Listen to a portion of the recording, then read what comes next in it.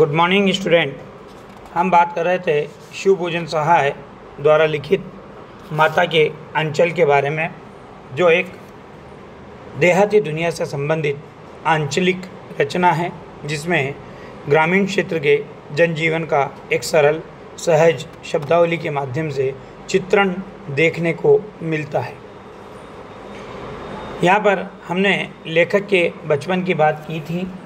बचपन में इसका नाम भोलानाथ और दूसरा नाम इसका तारकेश्वर नाथ था। माता और पिता के प्रति जो स्नेह का भाव था उसको यहाँ पर प्रकट किया गया।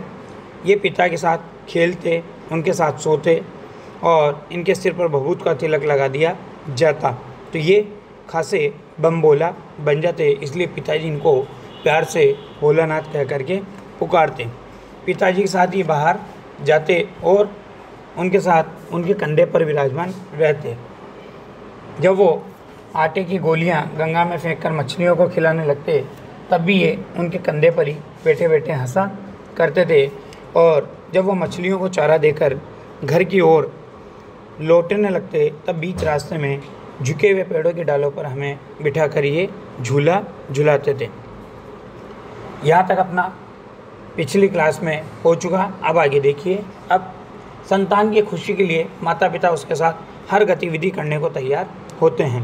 तो यहाँ पर भी देखिए, पिता की भूमिका को छोड़कर बच्चे के साथ एक बच्चा बनकर उससे कुश्ती भी लड़ता और उससे पराजित हो जाता।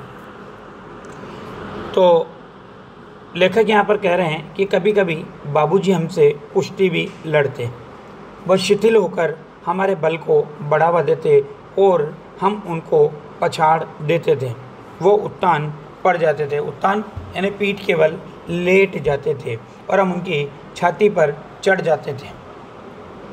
जब हम उनकी लंबी लंबी मूछें उखाड़ने लगते, तब वह हंसते हंसते हमारे हाथों को मूछों से छुड़ाकर उन्हें चूम लेते थे। फिर जब हमसे खट्टा और मीठा चुम्मा मांगते, तब हम बारी बारी करके अपना दायां और बाहिना गाल उनके मुंह की ओर फेर देते थे। बाएं का खट्टा चुम्मा लेकर जब वह दाहिने का मीठा चुम्मा लेने लगते, तब अपनी दाढ़ी या मूछ हमारे कोमल गालों पर गड़ा देते थे। हम झुंझलाकर फिर उनकी मूछें नोचने लग जाते थे। इस पर वह बनावटी रोने लगते और हम अलग खड़े खड़े खिलखिलाकर हंसने लग जाते। तो यहाँ पर देखिए, एक बच्चे के प्रति पिता का बचपन का स्वरूप और एक स्वाभाविक स्वरूप देखने को मिल रहा है कि अपने संतान की खुशी के लिए पिता क्या क्या करने को तैयार हो जाता है। उनके साथ हंसते हंसते जब हम घर आते, तब उनके साथ ही हम भी चौके पर खाना खाने बैठते थे। वह हमें अपने हाथ से फूल के कटोरे में गोरस और भात सान कर यानी मिलाकर खिलाते थे। और जब हम खाकर अफर जाते, अफरना यानी पेट भर जाए उसके बाद भी अधिक खाना, उसे कहते हैं अफरना। जब हम खाकर अफर जाते, तब मैया थोड़ा और चावल खिलाने के लिए हट करती थी। वो बाबूजी से कहने लगती कि आप तो 4-4 दाने की कोर बच्चे के मुंह में देते जाते हैं। इससे वो थोड़ा सा खाने पर भी समझ लेता है कि हमने बहुत खा लिया। आप खिलाने का ढंग नहीं जानते। बच्चे को भर मुँह कोर खिलाना चाहिए, क्योंकि माँ का ऐसा मानना है, जब खाएगा बड़े बड़े कोर तब पाएगा दुनिया में ठोर।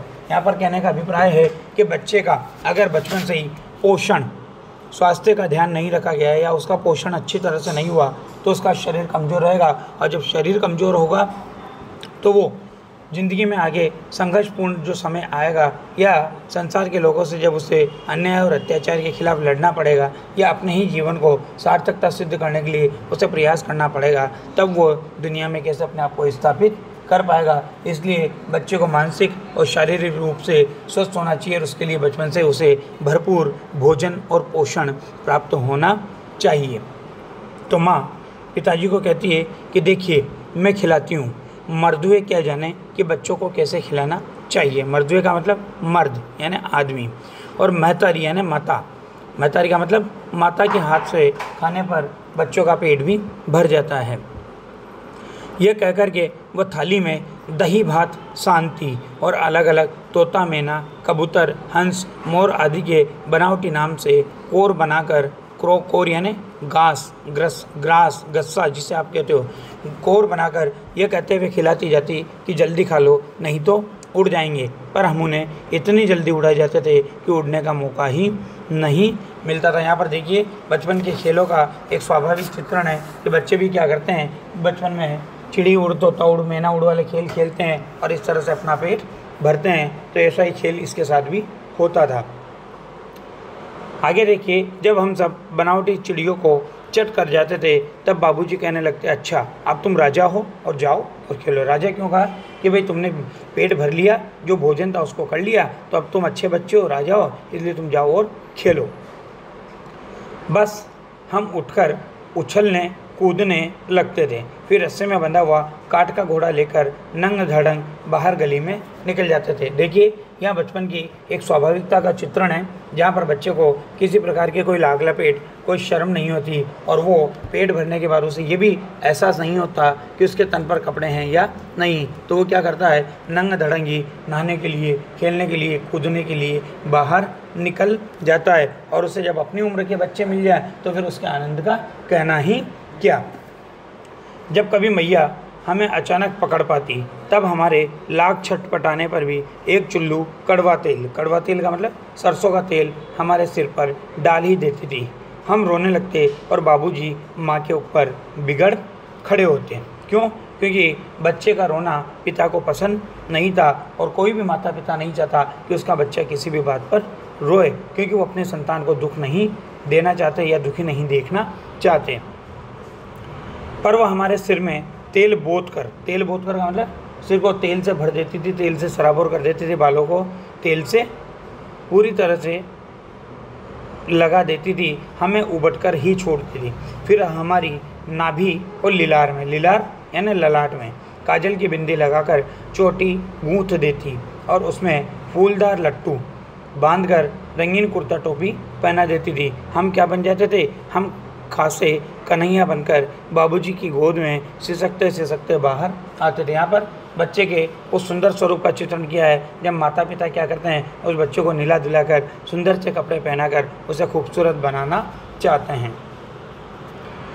अब जैसे ही ये बाहर आते ही हमारी बाढ़ जोने वाले बालकों का एक झुंड मिल जाता था। हम उन खेल के साथियों को देखते ही सिसकना भूलकर बाबूजी की गोद से उतर पड़ते और अपने हमजोलियों के दल में मिलकर तमाशे करने लगते। देखिए यहाँ पर उस स्थिति का चित्रण है। हमने पहले भी लाइन पढ़ी है कि जहाँ लड़कों का संग तहाँ बाजे मृदंग और जहाँ बुड्ढों का संग तहाँ खर्चे का तंग। अर्थात समान उम्र के मिलने के बाद बच्चा अपना सुख दुख सब भूल जाता है और उनके साथ खेलने में आनंद विभोर या भाव विभोर हो जाता है। अब ये तमाशे भी ऐसे वैसे नहीं करते थे, तरह तरह के नाटक करते थे। जैसे आप लोगों ने भी बचपन में खेल खेले होंगे, चबूतरे का एक कोना ही नाटक घर बन जाता था। बाबूजी जिस छोटी चौकी पर बैठकर नहाते थे वो क्या बन जाती, रंगमंच बन जाती, रंगमंच स्टेज। उसी पर सरकंडे के खंभों पर कागज़ का चंदोवा तान कर, चंदोवा जानते हो, छोटा शामियाना टेंट के होते हैं ना जैसे, हाँ, मिठाइयों की दुकान लगाई जाती। उसमें चिलम के खोचे पर, मतलब चिलम का वो स्ट्रक्चर, खोचे पर कपड़े के थालों में ढेले के लड्डू, मिट्टी के ढेलों के लड्डू होते और पत्तों की क्या बनाई जाती, पूड़ी और कचौरियाँ बनाई जाती, गीली मिट्टी की जलेबियाँ बनाई जाती और फूटे घड़े के टुकड़ों के बताशे बन जाते आदि मिठाइयाँ क्या की जाती, सजाई जाती। ठीकरों के बटकरे बन जाते और जस्ते के छोटे छोटे टुकड़ों की क्या बना लेते थे, ये पैसे बना लेते थे। आप देखना इस प्रकार की बातों से आपको भी आपका बचपन याद आ रहा होगा, जब आपने मिट्टी के घरौंदे बनाए होंगे, बजरी में घरौंदे बनाए होंगे, छोटी छोटी दुकानें लगाई होंगी, खेल खेले होंगे, शादी ब्याह के खेल खेले होंगे, गुड्डे गुड्डियों के ब्याह रचाए होंगे। तो इसी तरह से ये भी बचपन में खेल खेलते थे। हम ही लोग खरीदार हो जाते और हम ही लोग दुकानदार हो जाते। बाबूजी भी 2-4 गोरखपुरी पैसे खरीद लेते थे। थोड़ी देर में मिठाई की दुकान बढ़ाकर हम लोग क्या बनाते थे, घरौंदा बनाते थे। घरौंदा कहा जाता है मिट्टी के जो छोटे छोटे घर होते हैं उनको। धूल की मेड़ दीवार बनती और तिनकों का छप्पर बन जाता। दातुन के खंभे बन जाते, दिया सलाई की पेटियों के किवाड़ बन जाते। दिया सलाई अर्थात माचिस। घड़े के मुहड़े की चूल्हा चक्की बन जाती, मतलब घड़े का जो मुंह होता है। दिए की कढ़ाई बन जाती और बाबूजी की पूजा वाली आचमनी कलछी बन जाती थी। पानी का घी बना लेते और धूल का पिसान यानी आटा और बालू की चीनी बना लेते और हम लोग ज्योनार तैयार करते थे। ज्योनार यानी भोजन तैयार करते थे। हम ही लोग ज्योनार करते, उस भोजन को हम ही लोग करते और हम ही लोगों की ज्योनार बैठती थी, यानी हम ही लोगों की लाइन पंक्ति बैठती थी। जब पंक्ति बैठ जाती थी तब बाबूजी भी धीरे से आकर पंक्ति के अंत में, पाँत के अंत में जीमने के लिए बैठ जाते थे। उनको बैठते देखते ही हम लोग हंसकर और घरौंदा बिगाड़ कर भाग चलते थे। वह भी हंसते हंसते लोटपोट हो जाते और कहने लगते, फिर कब भोजन होगा भोलानाथ। इस प्रकार से पिता क्या करते, बच्चों का मजा लेने के लिए उनके पास चले जाते, उनके बीच में चले जाते और उनके इस प्रकार के खेलों को देख करके वो भी उनमें सम्मिलित हो जाते और उनसे क्या कहते कि फिर कब भोजन होगा भोलानाथ। बाकी हम अगले कक्षा में देखेंगे। धन्यवाद।